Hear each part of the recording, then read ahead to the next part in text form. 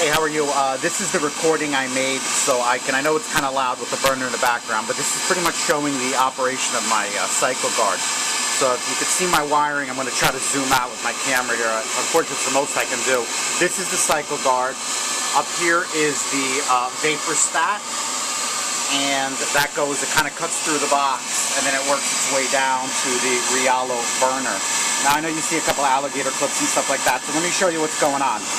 Right now, you see my multimeter, right?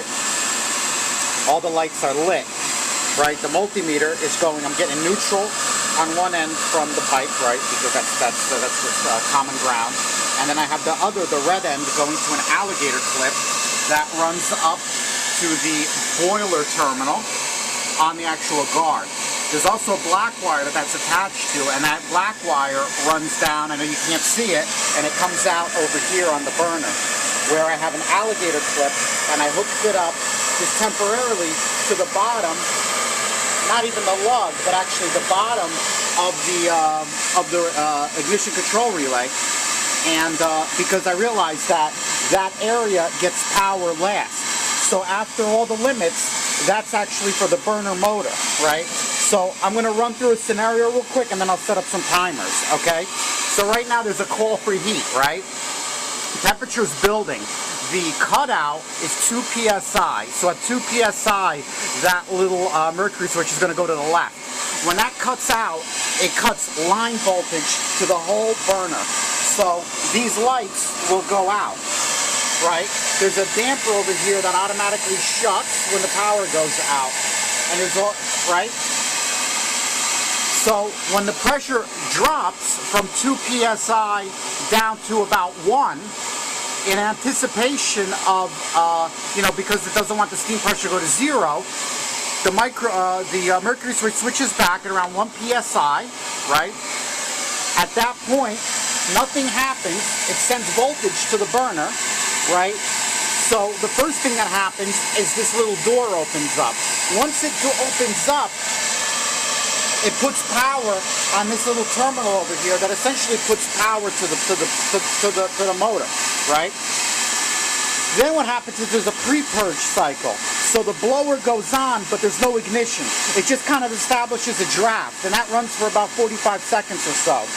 Once the draft is established, the gas valve turns on, which actually this is the controller for that.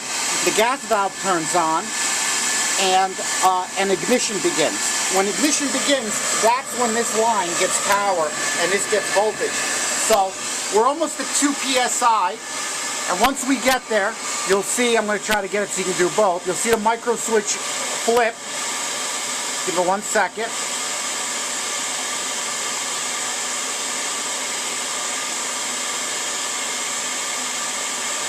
We're almost, not micro switch, sorry, mercury switch. We're almost at the 2.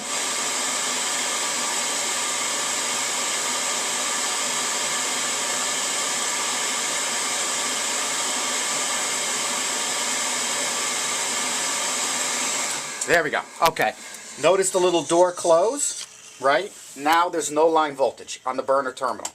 So this delay, if I timed it, which I haven't actually, I should have set up my phone real quick to get the timer going, but this delay at this point is about, I get about 90 seconds, a little over 90 seconds for the whole process. As a matter of fact, there's a way you can time it in your video and just rewind this, then you'll see the whole process. So now the pressure is dropping, right, slowly, and it's about to begin its pre-purge cycle again because it takes so long to fire and it doesn't want to drop. So now the door opens, right? Still no power because I set it up to only ignite after the pre-purge cycle. So after this pre-purge, it's not ignited yet. It's just pre-purging. Once that happens, this will get voltage, which corresponds to obviously voltage on the burner terminal. And you can see the pressure is slowly starting to drop, and it'll fire up at approximately half a pound, approximately, by the time ignition happens. And that's where it goes back and forth, essentially from half a pound to 2 pounds. And it just keeps swinging back and forth. And you'll see, it'll drop off. Oh, there, we got ignition. You heard that? Lights go on at the burner terminal. In this case, it did it a little early. And that's all it does. It just goes back and forth like that constantly. And I've noticed, based on the water level, that cycle, I guess, changes a little bit. It just did an auto feed. As you can see over here, I have good water in there. It just did an auto feed. Auto feeder's over here.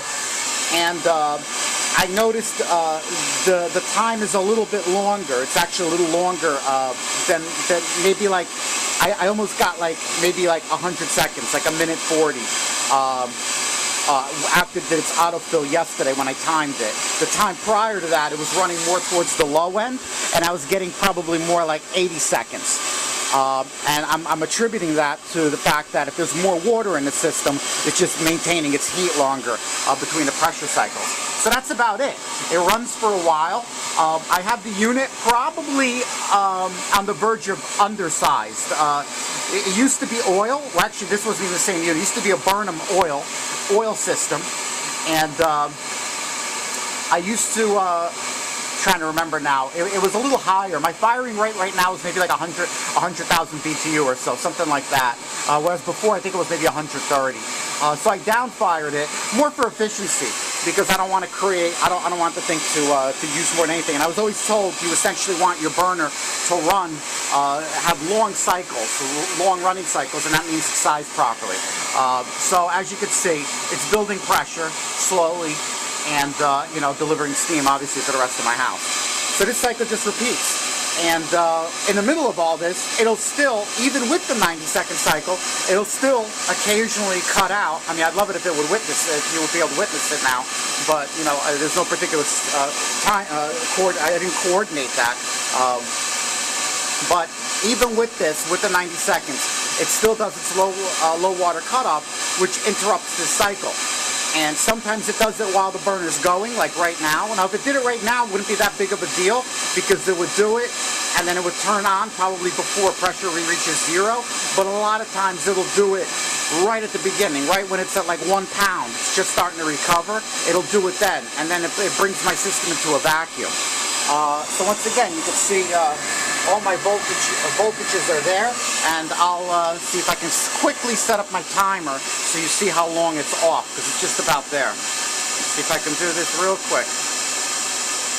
I'm trying to set it up. I missed it. But hold on, I'm going to set it up real quick right now. Let's go through my junk apps here. So we're just going to have to add a couple seconds to this.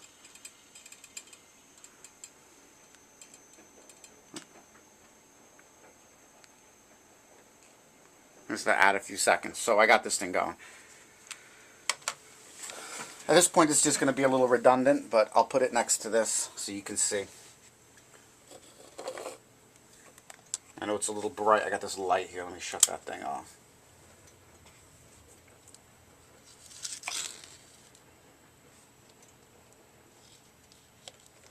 Okay. Alright, you heard that little click? That means it's the door is opening up on the side. Alright, you're going to see it open up in a second. Once that opens up all the way, it delivers voltage. Pre-purge cycle starts. There we go, pre-purge.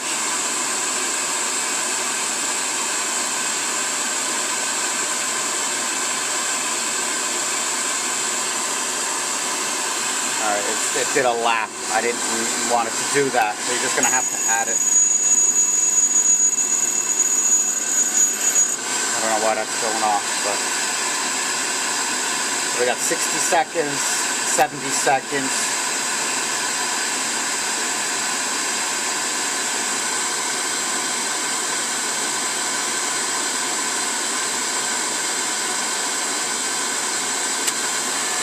And there we go. Voltage went on. So what was that? 60 plus 25. So that's 85 seconds, right? 85 seconds plus, obviously there was a delay in me putting it in, so it was even a little longer than that. So you can see I am getting the 90 seconds out of it, like it's supposed to be, and yet it's still doing its, I know this is long-winded, but I just want to show this to you.